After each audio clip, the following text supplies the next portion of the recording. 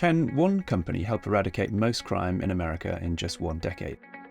That's the mission of Flock Safety, a $7.5 billion company founded by Georgia Tech alum CEO Garrett Langley. His company offers AI that can help cops locate cars and people, built on a network of over 80,000 cameras spread across 49 states in the US. They also have American-made drones and gunshot detection systems, as well as a new tool called Nova that brings together masses of police surveillance data into one app. Using Flock today, it's possible to search any kind of car, whether by license plate number or by unique details. A cop can, for instance, search all blue BMWs in a given locale, and Flock's cameras will find them. The company's origin story stems from Langley's personal experience with organised crime in his Atlanta neighbourhood, when he learned that most property crimes were going unpunished. Believing cops needed a better technology to track criminals as they moved around American cities, Garrett and his colleagues built an early version of the Flock license plate recognition technology. While it's experiencing explosive growth, Flock has faced a series of legal challenges since their founding in 2017. Outside of privacy concerns over the constant monitoring of Americans as they travel around the country, a Forbes investigation last year found Flock failed to get proper permits for his cameras and likely broke the law. More recently, immigration enforcement agents have been able to access the Flock network, further raising concerns about abuse. Langley believes that with technology, crime can be a thing of the past, but its critics think Flock is helping create an Orwellian panopticon that could be used to target the most vulnerable.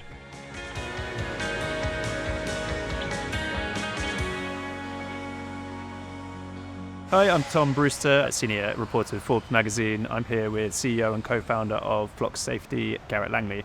Garrett, hi. It's good. How you doing? I'm pretty good. How about you? Hot, very Yeah, hot. we're in Atlanta. a warehouse. Yeah. That's what happens when you're in a manufacturing facility. Yeah. Do you want to talk to me about where we are and what this means for you as a company, how far you've come, and give us a bit of an idea of the start of the company back in 2017? Yeah, end of 17. Through to this. Yeah, it's pretty wild. I mean, end of 17, we were sitting at my dining room table in Atlanta, building cameras by hand. And now, today, we're in a roughly 100,000 square foot facility, building cameras, building trailers, building drones, all right here in Georgia, which is pretty fun. Talk to me about the origin of the company again, because that came from a sort of personal experience, Yeah, right? I mean, it's relevant that I was building cameras at my house. So in my neighborhood in Atlanta, we were the victim of organized crime, and I was pretty surprised when I thought we had all this evidence. We had doorbell cameras, we had security systems. I thought, we're going to get these guys.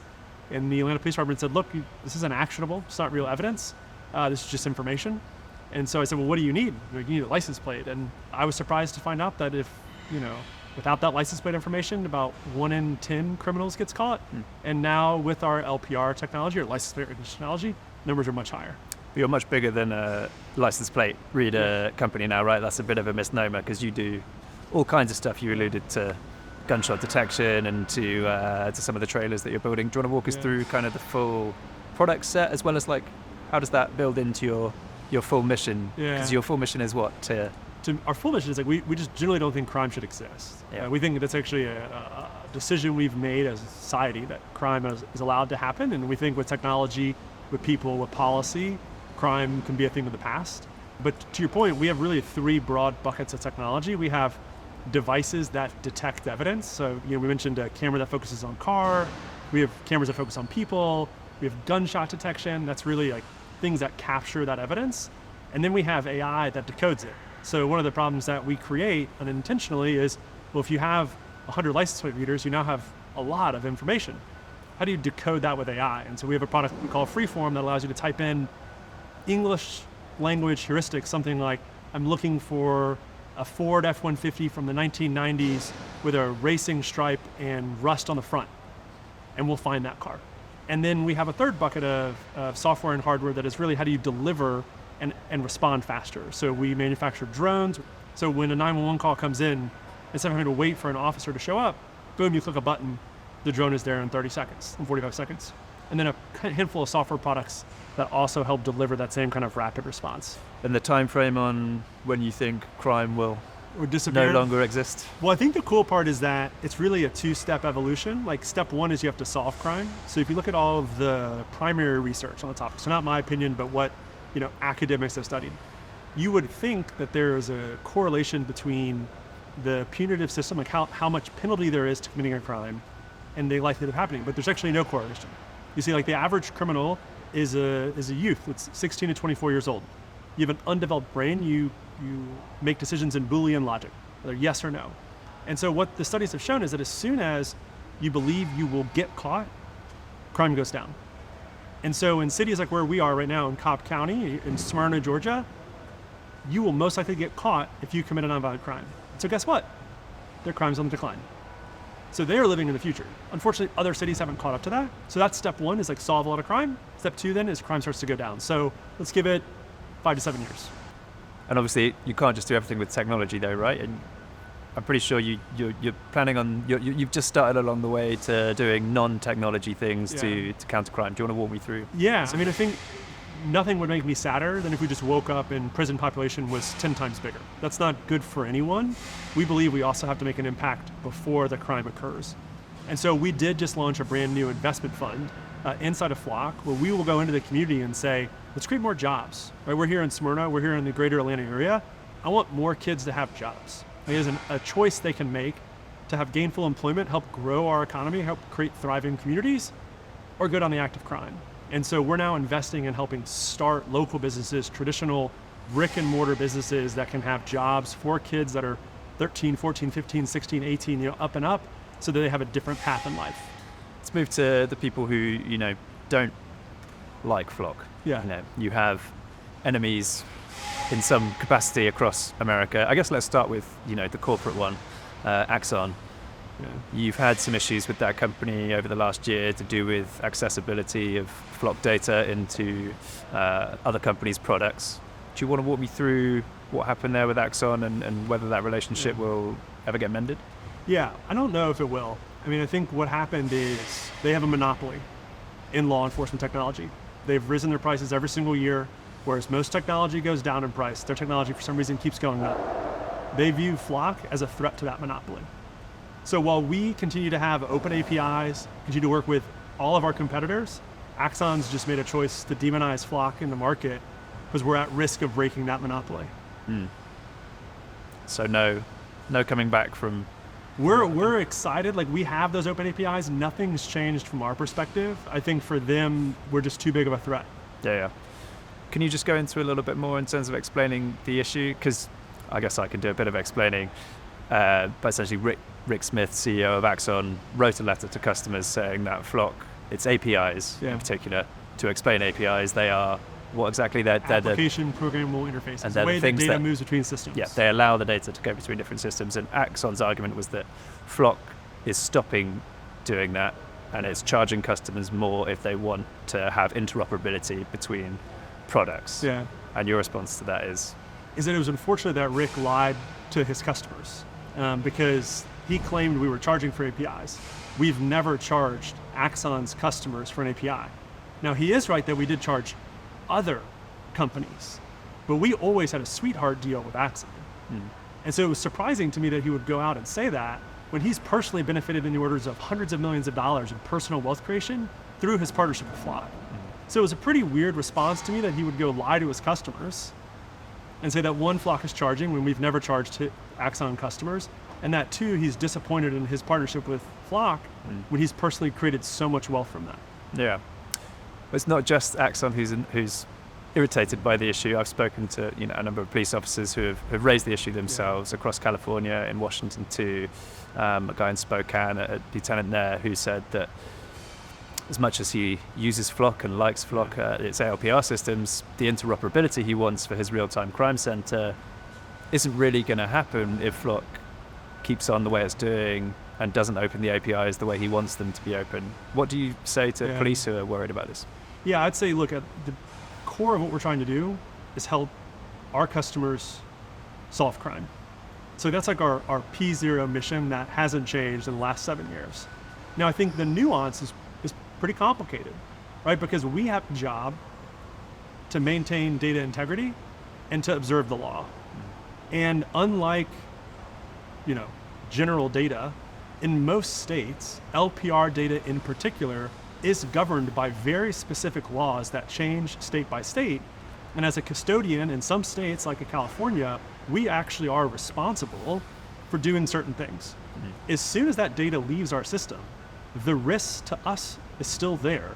We have no control over meeting the law. And so we look at them and go, look, how do we both give our customers what they feel they need, while also protecting them and ourselves from unintentionally breaking the laws? I don't think anyone's intentionally going to break the law, but if you think about somewhere like California, we have to make sure the data never leaves the state of California. That's our job as the custodian of the data. We don't own the data, but we're the custodian, and we have to adhere by SB 34, just like our customer does. And there are other organizations that don't feel like they have to adhere to those legislations, but we're still at risk. I guess the argument from the other side will people will look at this and say, well, that also happens to benefit Flock's business as well, right? If you get locked into Flock products. Yeah, but I think to that point, we have multiple APIs that delivers what we think is the use case our customers need to solve crime. And so I think one of the cool things about Flock is like we love hearing from customers and hearing their problems and trying to solve them. And so in the case of whether it is a Peregrine or an Axon or Motorola, who's arguably our biggest competitor, we have a competitive product with every single line with Motorola, we work great with them because they understand as other operators of an LPR system that this data is very privileged from a legislation perspective. We can't just willy-nilly send it around. And so they look at that and go, great, these are reasonable APIs. They have similar APIs to us. So I think it'd be one thing if we were operating in isolation, but when you look at any other at-scale ALPR operator, which is really just two of us in America, it's us and Motorola, we have the exact same APIs. And that kind of tells you something. Okay. Moving out of the kind of corporate wars, looking at citizen projects where citizens concerned about the rise of Flock and Flock cameras going up everywhere and increased surveillance everywhere. There's an organization called Deflock, who are semi-well known now, I guess, if you're interested in this stuff, who take a fairly aggressive approach in terms of counting the number of cameras and having a Discord channel where they talk about potential, activities to move against Flock and stop it expanding. What do you think of that organization and the way they go about their business? Yeah, so I think there's really two groups of activists. You've got organizations like the ACLU and the EFF who take an above-board approach to fight for their point of view. And thankfully, we live in a beautifully democratic, capitalistic country where we can fight in court. And I have a lot of respect for those groups because they have reasonable debates and we follow the law. And then unfortunately, there's terroristic organizations like Deflock, whose primary motivation is chaos. They are closer to Antifa than they are anything else. And that, I think, is unfortunate because we don't want chaos, or I don't want chaos. I like law and order. I like a society that has a bedrock of safety. So for those groups, I think it's just disappointing that they haven't chosen a more constructive mannerism to try to get what they want, which they have a right to have, but that's why we have a democratically elected process, right? Like we're not forcing Flock on anyone. Elected officials know that as a community, you want to be safe. As a family, you want to be safe. And Flock is the best way to create a safe community. I'm not sure Deflock would agree with the terroristic label that you put on them, but okay. But there's, we're talking about local government organisations. There are some, quite a number of local councillors and people in local government who have tried to stop Flock going up and sometimes lost, sometimes won. What do you say to people who have been elected who are trying to stop this happening? Are they just in the wrong? Or? No, I think everyone's entitled to their own opinion. I think that's one of the cool things about this country is no one elected me the police chief of America. I'm the CEO of Flock, and so I'm going to build technology that I think will help communities solve crime, will help build thriving communities. But it's up to those elected officials to vote and decide as a group what's right for their community. And so we look at our job is to build the levers on the system for them to make sense. Because what we do in Atlanta is going to be different than in San Francisco, is different than in Oakland, is different than in Dallas, is different than in New York. Like every city and state should have their own opinion of what is societally acceptable for them. And that's going to be different. And I've traveled around, I've visited hundreds of cities in the last year. They all have a different point of view.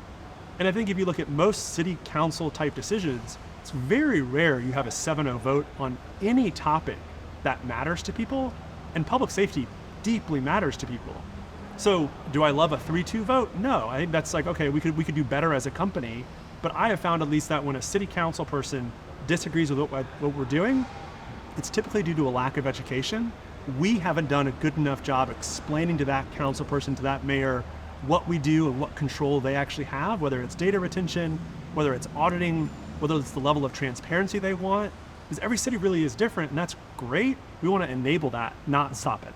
I think two of the areas where people, the general population has a concern, and probably quite a valid concern, is around, number one, ICE accessing the data through police agencies, and number two, anything to do with investigating out-of-state abortions, right? And those have come up in news reports recently. So we start with ICE and access there. Are people right to be concerned about immigration officials using Flock to chase people down in the current environment? Yeah, I mean, I would first start with Flock isn't going to change, either for the positive or negative, people's personal perspectives on the federal government. And that ebbs and flows based on who's in office. Mm-hmm. And people who have a certain point of view today have probably had a different point of view 4 years ago, and a different one 8 years ago, and 12 years ago. And so I'd first start by saying, we're not going to influence whether people trust or distrust the federal government. But that being said, local law enforcement works with federal government every day. But that's a choice local government makes. Mm-hmm. And so some cities work with local government to work on human trafficking, on narcotics, on range of pretty heinous crimes. Some also choose to work with organizations like ICE on illegal immigration. But that's not, Flock really has no input, has no opinion, has no really control over what a local government chooses to do or not do. Okay. And on the abortion issue, that's obviously, you had this case where there was a woman who had gone missing and had a self-administered abortion and had gone out of state, I think. Do you want to kind of explain what happened there? I think there was some nuance from your side of things, right? Yeah, I think in this case it was an unfortunate kind of example where an activist journalist had a narrative in their mind, and they didn't want to look at the facts of the story. Because the facts are, we have one of the most transparent systems one could build. Every single search conducted inside a Flock has to have a reason you're doing the search, and that's stored in perpetuity. I think that's a really good thing. In this case, the journalist conducted a FOIA request. It's a Freedom of Information Act to figure out, what is this agency searching for? There was a single word, abortion, in the search. Now, a natural conclusion is they're searching for this woman because she had an abortion. But when you talk to the police department, it's actually quite a more nuanced story, which is the family called the police department because they were worried for her well-being. It was a missing persons case because she did administer a self-abortion. They found that woman not too far away, eventually. And so when I look at this, everything's working as it should be. A family was concerned for a family member. They used Flock to help find her when she could have been unwell. She was physically okay, which is great. But due to kind of the current political climate, this was really good clickbait. I guess, two things. First of all, it could be said, if that is the narrative, which it sounds like it is, it shows that there is the ability, though, for an officer to look for someone to potentially investigate them for an unlawful abortion, right? That could feasibly happen, and this shows that an officer could use the technology to do that. Yeah. What do you say to that kind of concern? I think there's two things. One, you said it well, unlawful. So Flock doesn't write the laws. I have my own point of view, right? I live in Atlanta, I live in Georgia, I vote for our mayor, our council members, our governor, I vote for the president.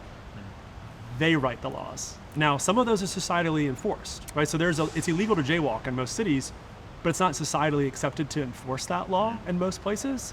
And so I think if you look at something like abortion, which is clearly an incredibly sensitive topic for most people, Flock really doesn't have a point of view.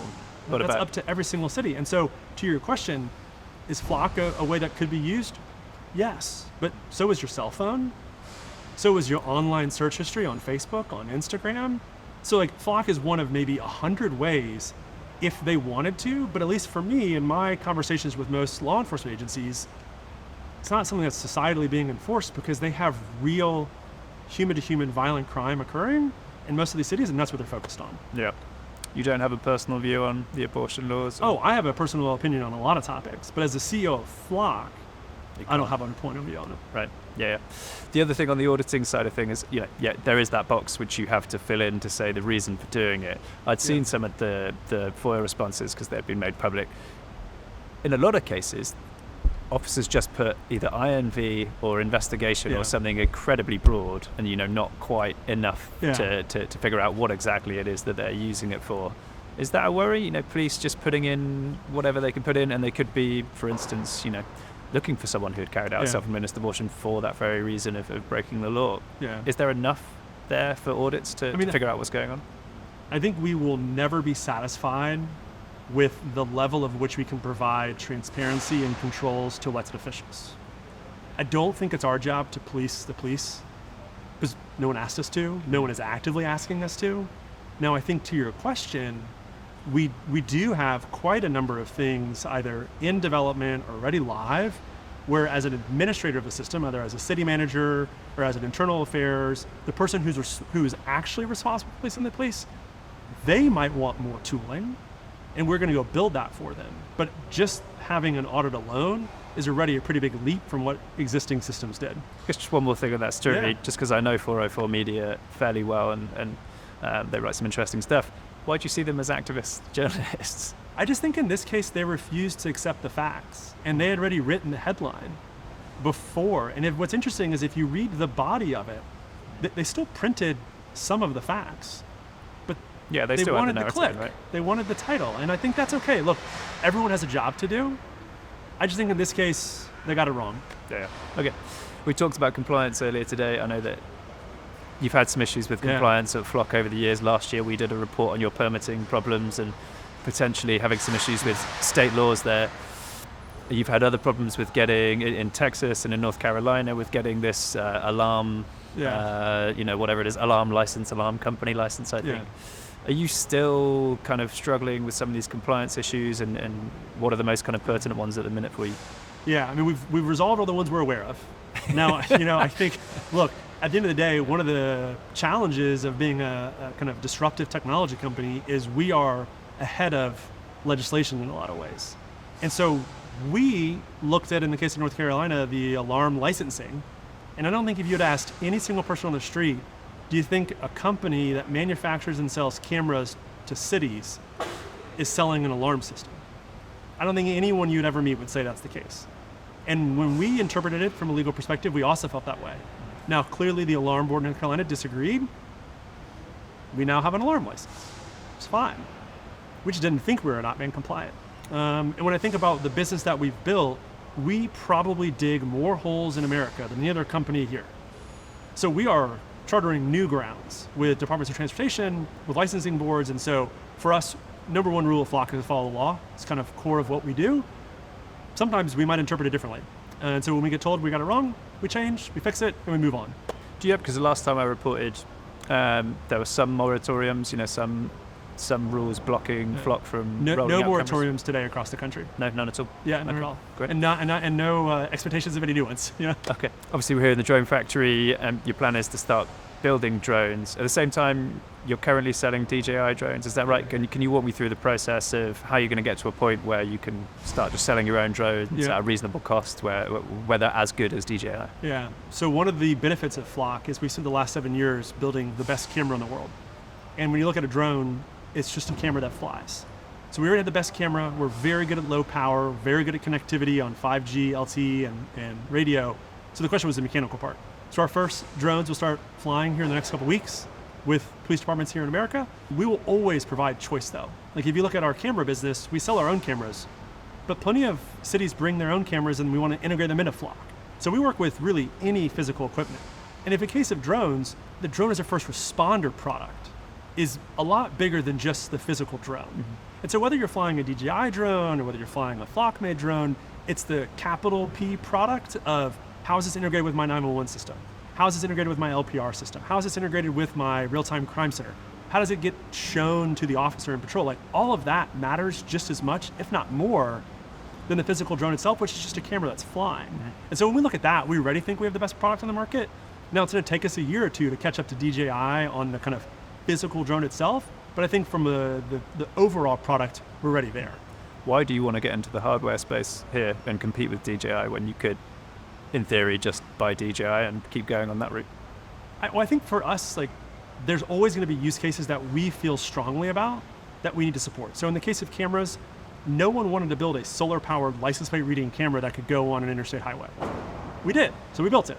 Now that people have followed us. On the drone side, there are specific use cases, kind of missions, that we think make a lot of sense, that are really specific for local municipalities in America. And we just don't think DJI will ever build a product that perfectly meets their needs.